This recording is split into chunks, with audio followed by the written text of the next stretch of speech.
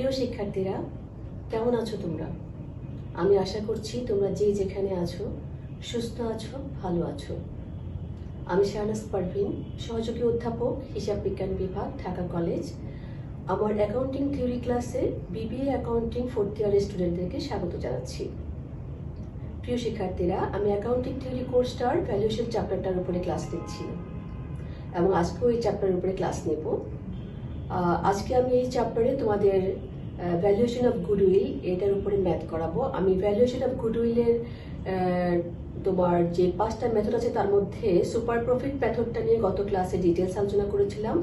আজকে আমি যে ম্যাথ করাবো তোমরা যদি গত ক্লাসটা ভালো করে দেখে নাও তাহলে তোমাদের পক্ষে সহজ হবে ম্যাথগুলো বুঝতে। তো চলো শিক্ষার্থীরা, আমরা ক্লাসটা শুরু করি।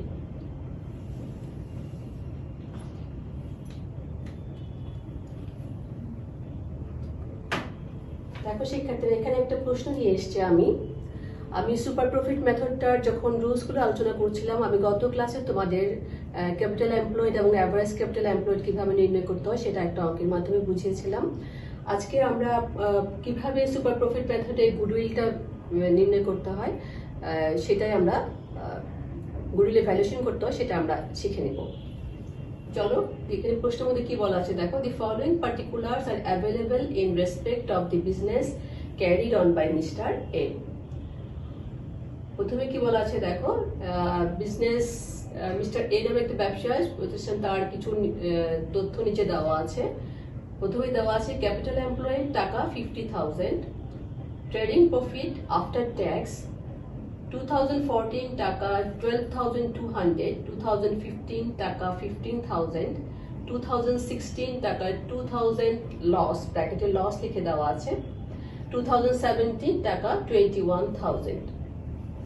এরপরে বলা আছে দেখো, market rate of interest on investment 8%, rate of risk return on capital invested in business 2%, remuneration from alternative employment of the proprietor if not engaged in business টাকা 3,600 per annum.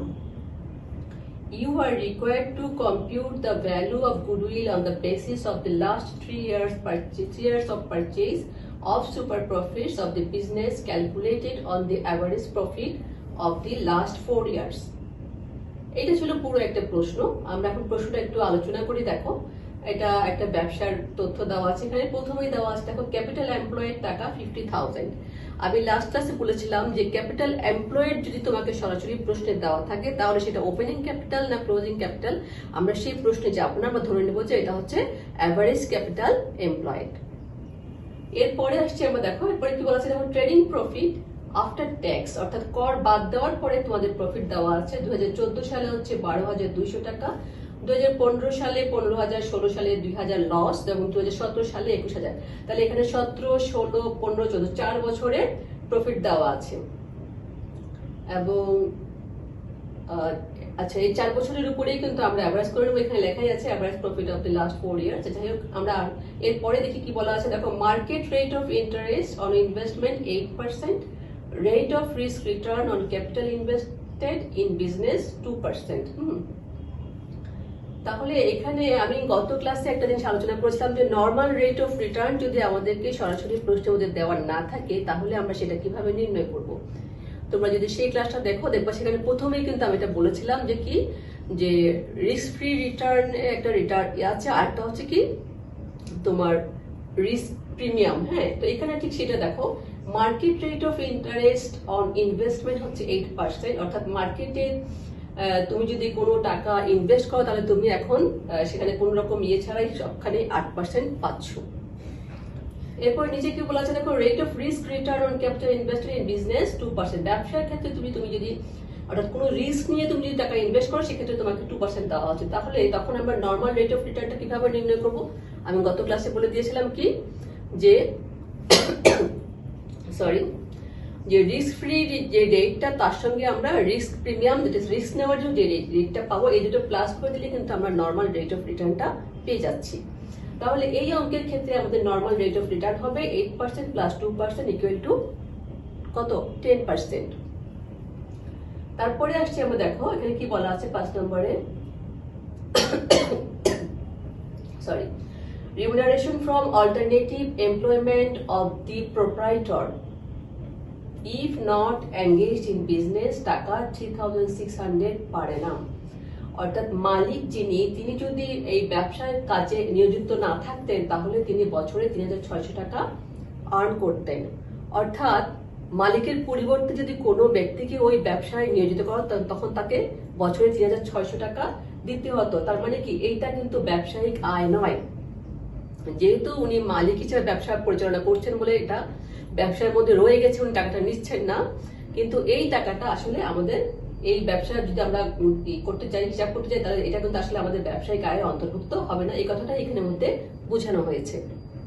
নিচে কি বলা আছে দেখো, you are required to compute the value of goodwill on the basis of the last 3 years purchase of super profit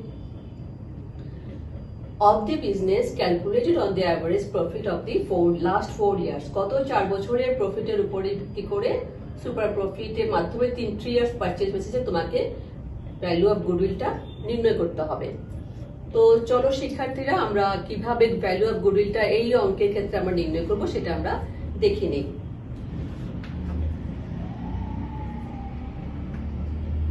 আমি তোমাদেরকে সূত্রগুলো দিয়ে রেখেছিলাম যে কিভাবে আমরা ভ্যালু অফ গুডউইলটা সুপার প্রফিট মেথডে নির্ণয় করব। তোমরা যদি সেটা খেয়াল করো, ওখানে কি লেখা ছিল, সুপার প্রফিট ইনটু কি নাম্বার অফ ইয়ার পারচেজ, যেটা সেটা দিয়ে আমরা মাল্টিপ্লাই করলেই কিন্তু আমরা ভ্যালু অফ গুডউইলটা পেয়ে যাবো। কিন্তু তার জন্য আমাদের দরকার কি সুপার প্রফিটটা নির্ণয় করা। আর সুপার প্রফিট নির্ণয় করার জন্য আমাদের কি লাগে, আমি সেই গত ক্লাসে গুলো আর রিপিট করতে চাই না, তোমরা যদি সেগুলো দেখো সেখানে তোমরা ফর্মুলাগুলো পেয়ে যাবা। এবং দেখো সেই অনুযায়ী আমরা এখানের মধ্যে প্রথমে আমাদের যেটা অ্যাভারেজ মেইনটেনেবল প্রফিট সেটা আমরা প্রথমে নির্ণয় করব। এখানে অ্যাভারেজ প্রফিট নির্ণয় করার জন্য যে 4টা বছরের প্রফিট দেওয়া ছিল আমরা সেগুলোর প্রথমে টোটাল করেছি। 2014 সালে 12,200, 15 সালে 15,000, 16 সালে 2000 লস ছিল, এই জন্য আমি ব্র্যাকেটে দেখিয়েছি এখানে। তাহলে যেটা দেখো, এই 2016 সালে 2000 এটা হচ্ছে লস, এটা আমরা ব্র্যাকেটে দেখিয়েছি। তারপর 2017 সালে হচ্ছে 21,000, এটা এই তিনটা প্লাস করে এটা মাইনাস করে আমি পাচ্ছি এখানে 46,200 টাকা। এই 46,200 কে এভারেজ করতে তোমরা সেটা জানো, 4 দিয়ে আমি ডিভাইড করেছি, ডিভাইড করে আমাদের এভারেজ প্রফিট এসেছে 11,550 টাকা। এখন 11,550 টাকায় কিন্তু আমাদের এভারেজ মেইনটেনেবল প্রফিট যেটা সেটা নয় কিন্তু। হ্যাঁ, এভারেজ মেইনটেনেবল প্রফিটটা নির্ণয় করতে হলে আমাদের কিছু অ্যাডজাস্টমেন্ট করতে হবে, কেননা এই প্রশ্নের মধ্যে এখানে যে লাইনটা বলা আছে দেখো, রিমিউনারেশন ফ্রম অল্টারনেটিভ, এটা আমি বললাম যেটা আমাদের অব্যবসায়িক আয়, এটা আমাদের ব্যবসায়িক আয় নয়। এবং আমরা এই অঙ্কের ক্ষেত্রে যেহেতু গুডউইলটা ব্যবসায়িক একটা বিষয়, সেজন্য অব্যবসায়িক কোনো জিনিসই আমরা এখানের মধ্যে রাখবো না আমাদের প্রফিটের ক্ষেত্রে। সুতরাং আমরা এখানে কি করবো, যে অ্যাভারেজ প্রফিট থেকে যেহেতু এটা প্রতি ইয়ারে হচ্ছে, সুতরাং সেখান থেকে আমরা রিমিউনারেশনটা লেস করব। তাহলে দেখো, এই অ্যাভারেজ প্রফিটটা থেকে আমি যদি রিমিউনারেশনটা আমি দেখো প্রথমে এখানে কি লিখেছি, সুপার প্রফিট নির্ণয় করার জন্য অ্যাভারেজ প্রফিটটা লিখলাম 11,550, সেখান থেকে লেস রিমিউনারেশনটা বাদ দিয়ে দিলাম। হ্যাঁ, বাদ দিলে আমাদের থাকলো কত, এটাই হচ্ছে কিন্তু অ্যাভারেজ ট্রেডিং প্রফিট, যেটা 7,950। 11,550 থেকে 3,600 যেটা আমাদের আসলে নন ট্রেডিং ইনকাম, হ্যাঁ, সেটা আমরা লেস করেছি। লেস করার পরে আমরা ট্রেডিং প্রফিটটা পেলাম আমাদের 7,950। এবং ওখানে লেখা ছিল কি যে আমাদের যে সুপার প্রফিট নির্ণয় করতে হলে যেটা করতে হয় সেটা কি হচ্ছে, যে সূত্রটা তোমরা খেয়াল করবা, সেটা হচ্ছে কি যে অ্যাভারেজ মেইনটেনেবল প্রফিট বা অ্যাভারেজ অ্যাকচুয়াল প্রফিট যেটা বলা হয়, অ্যাকচুয়ালি একটা মেইনটেনেবল প্রফিট, সেখান থেকে আমরা নরমাল প্রফিটটা লেস করব। আমাদের এই প্রশ্নের মধ্যে নরমাল প্রফিটের রিটার্ন অফ রেটটা আমি তোমাদেরকে বলেছিলাম যে 8% এবং 2%, দ্যাট ইজ 8%, 2% এই দুটো প্লাস করে কিন্তু আমাদের নরমাল রেট অফ রিটার্ন, যেটা আমি এখানের মধ্যে দেখিয়েছি যে নরমাল প্রফিটটা আমাদের 10% এবং ক্যাপিটাল এমপ্লয়েড, তোমরা প্রশ্নের একদম প্রথমেই লেখা আছে দেখো, আমি বললাম যে যদি প্রশ্নে ক্যাপিটাল এমপ্লয়েড এরকম সরাসরি দেওয়া থাকে তাহলে সেটা ওপেনিং না ক্যাপিটাল, আমরা সেই প্রশ্নে যাবো না, আমরা ধরে নেবো এটাই হচ্ছে আমাদের অ্যাভারেজ ক্যাপিটাল এমপ্লয়েড। এইটার উপরে আমরা নরমাল রেট অফ রিটার্ন দিয়ে আমাদের নরমাল প্রফিটটা আমরা নির্ণয় করেছি। এখানের মধ্যে আমরা নরমাল প্রফিট পেয়েছি 5,000। তাহলে অ্যাভারেজ যে প্রফিটটা, হ্যাঁ, এটা ট্রেডিং প্রফিট এখানে লেখা আছে, এটাকে মেইনটেনেবল প্রফিট আমরা বলতে পারি। তো সেখান থেকে আমরা নরমাল প্রফিটটা লেস করলাম, লেস করার পরে আমরা যেটা পেলাম সেটাই হচ্ছে সুপার প্রফিট 2,950। এখন সুপার প্রফিটকে আমরা number of years of purchase দিয়ে যদি মাল্টিপ্লাই করি আমরা পেয়ে যাব গুডউইল। এই দেখো goodwill equal to super profit into years of purchase. আমাদের কোশ্চেনের মধ্যে বলা ছিল এটা 3 ইয়ার্স অফ পারচেজ দিয়ে বের করতে হবে, অর্থাৎ ওরা ধরে নিয়েছে কি যে 3 ইয়ার্স অফ পারচেজটা অর্থাৎ 3 বছর পর্যন্ত ওরা হয়তো এই ধরনের মুনাফা পেতে পারে, সেই জন্য এরা 3 দিয়ে মাল্টিপ্লাই করছে এবং 3 দিয়ে মাল্টিপ্লাই করে যার যেটা বের হলো কত বের হচ্ছে 2950 কে আমরা 3 দিয়ে মাল্টিপ্লাই করেছি, বের করার পরে আমাদের গুডউইল বের হচ্ছে 8850 হচ্ছে এই অঙ্কের ক্ষেত্রে আমরা গুডউইলটা পেলাম। তো এই অঙ্কের মধ্যে তোমরা একাধারে শিখতে পারলে যে গুডউইলটা কিভাবে বের করতে হয়, যদিও এখানে পুরো স্টেপগুলো অতটা ক্লিয়ার হয়নি, পরবর্তী আমরা আরো ভালো করে ক্লিয়ার করব।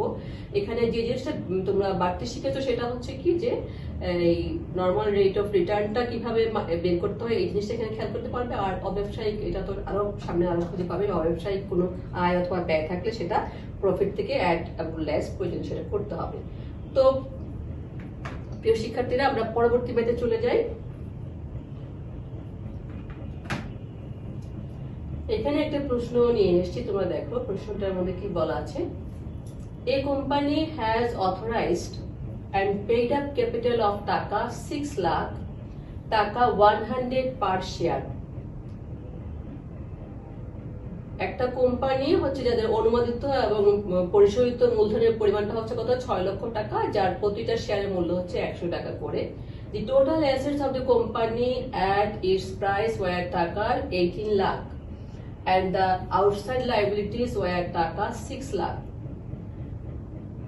The company during the last 5 years earned the following profit: টাকা 3,60,000, 3,09,000, 3,45,000, 4,20,000 and টাকা 3,15,000. The normal rate of return expected in future is 12%. The company during the last 5 years declared dividend at the rates 15%, 17%, 18%, 20% and 20%. Find the value of the goodwill at 3 years purchase of average super profits for the last 5 years. Ignore taxation. তাহলে এখানে তোমাকে একটা প্রতিষ্ঠানের তথ্য দেওয়া আছে যাদের কিনা মূলধনের পরিমাণটা হচ্ছে 6 লক্ষ টাকা এবং তাদের মোট অ্যাসেটস এর পরিমাণ হচ্ছে 18 লক্ষ টাকা আর তাদের আউটসাইড লায়াবিলিটি হচ্ছে 6 লক্ষ টাকা। কোম্পানি গত 5 বছরে মুনাফা অর্জন করেছে 3,60,000, 3,09,000, 3,45,000, 4,20,000 and 3,15,000. Normal rate of return যেটা এক্সপেক্টেড করছি ইন ফিউচারে ওরা পাবে সেটা হচ্ছে 12%.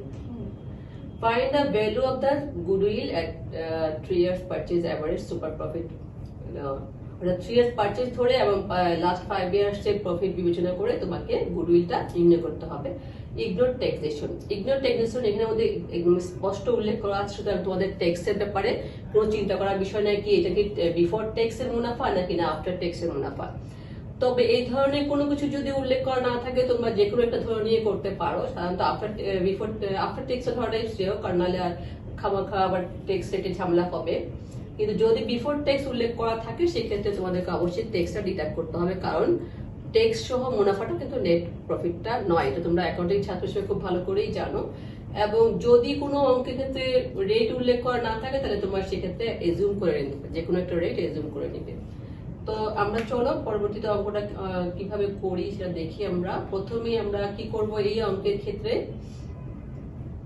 আমরা ক্যাপিটাল এমপ্লয়িটা নির্ণয় করব। কেন করব এটা আমি যখন তোমাদেরকে ফর্মুলাগুলো আলোচনা করেছিলাম তোমরা সেগুলো একটু দেখবা। আমি বলেছিলাম যে goodwill valuation, that is valuation goodwill, যেটা এটা আসলে খুব সহজ, খালি স্টেপগুলো মনে রাখতে হবে যে কোনটার জন্য কোনটা আমাদেরকে করতে হবে। এই অঙ্কে আমাদেরকে নর্মাল রেট অফ রিটার্ন বা নর্মাল প্রফিট নির্ণয় করতে হলে প্রথমেই আমাদের ক্যাপিটাল এমপ্লয়েড দরকার হবে, কারণ অ্যাভারেজ ক্যাপিটাল এমপ্লয়েড লাগবে। অ্যাভারেজ ক্যাপিটাল করতে হলে আমাদের ক্যাপিটাল এমপ্লয়েডটা লাগবে। তো ক্যাপিটাল এমপ্লয়েডটা আমরা যেভাবে করবো, আমাদের যে অ্যাসেটস এর ভ্যালুটা দেওয়া আছে দেখো সেই প্রশ্নের মধ্যে 18 লক্ষ টাকা অ্যাসেটস আছে, ওদের স্পষ্ট বলা আছে, বেশি কোনো ঝামেলা নাই। তোমরা যত সামনে যাবে দেখবে সেখানের মধ্যে অ্যাসেটস এর মধ্যে অনেক ধরনের তথ্য দেওয়া থাকবে, সেগুলো আমরা আরো আস্তে আস্তে শিখবো। এখানে আমরা সংক্ষেপে পুরো একটা অঙ্কের মধ্যে কিভাবে সুপার প্রফিট মেথডে গুডউইলটা নির্ণয় করা হয় সেই জিনিসটাই আমরা আজকে দেখব প্রতিটা স্টেপের মাধ্যমে। তো আমরা সরাসরি একটা টোটাল অ্যাসেটস এর ফিগার পাচ্ছি, সেটা হচ্ছে 18 লক্ষ টাকা, এবং একটা আউটসাইড লায়াবিলিটিস ফিগার পাচ্ছি, সেটা হচ্ছে 6 লাখ। হ্যাঁ, তাহলে আমরা ধরে নিচ্ছি এটা হচ্ছে ক্রেডিটর্স। তাহলে আমরা এখানের মধ্যে প্রেজেন্ট ভ্যালু অফ অ্যাসেট, যেটা টোটাল অ্যাসেট, সেটা লিখলাম এখানে 18 লক্ষ টাকা। সেখান থেকে আমরা আউটসাইড লায়াবিলিটিসটা বাদ দিলেই কিন্তু আমরা পেয়ে যাচ্ছি ক্যাপিটাল এমপ্লয়েড। ক্যাপিটাল এমপ্লয়েড আমরা পেয়ে গেলাম। এখন আমরা চলে যাব আমাদের যে এভারেজ ক্যাপিটাল এমপ্লয়েডটা আমরা নির্ণয় করবো, সেখানে আমাদের ক্যাপিটাল এমপ্লয়েডটা লাগবে। আমরা ক্যাপিটাল এমপ্লয়েডটা আমরা লিখলাম, এখানে আমরা পেয়েছিলাম 12 লাখ, এটা আমরা লিখলাম। সেখান থেকে আমরা কি করব, less half of current years যে প্রফিটটা আছে সেটা আমরা লেস করে দেব। আমাদের half of current years profit দেখবো, ওখানে মধ্যে 5টা ইয়ারের প্রফিট দেওয়া আছে। এখন কোনটা কোন ইয়ারে এটা মেনশন করা নাই, কিন্তু আমরা সবার শেষে যেটা উল্লেখ করা থাকবে সেটাকে ধরে নেব যে সেটাই হচ্ছে আমাদের কারেন্ট ইয়ার প্রফিট। ঠিক আছে, এটা খেয়াল করবে যে যেহেতু এখানে কোনো মানে ইয়ার উল্লেখ করা নাই, কিন্তু আমরা ধরে নেব যে এটা রেসপেক্টিভলি যত ধারাবাহিকভাবে নতুনের দিকে এগিয়ে আসছে সেই হিসাবে ধরে নিয়ে আমরা এটাকে ধরে নেব কারেন্ট ইয়ার্স প্রফিট। এবং সেই হিসাবে আমরা এখানের মধ্যে এই অঙ্কটার ক্ষেত্রে আমি যেটা করেছি যে কারেন্ট ইয়ার্স প্রফিট 3,15,000, এটার হাফ এখান থেকে লেস করে দিয়েছি, এবং লেস করার পরে আমরা পেয়ে গেছি আমাদের average capital employed. Average capital employed এর সাথে কি করলে আমরা নরমাল প্রফিটটা পাই বলো? আচ্ছা, calculation of average maintainable profit.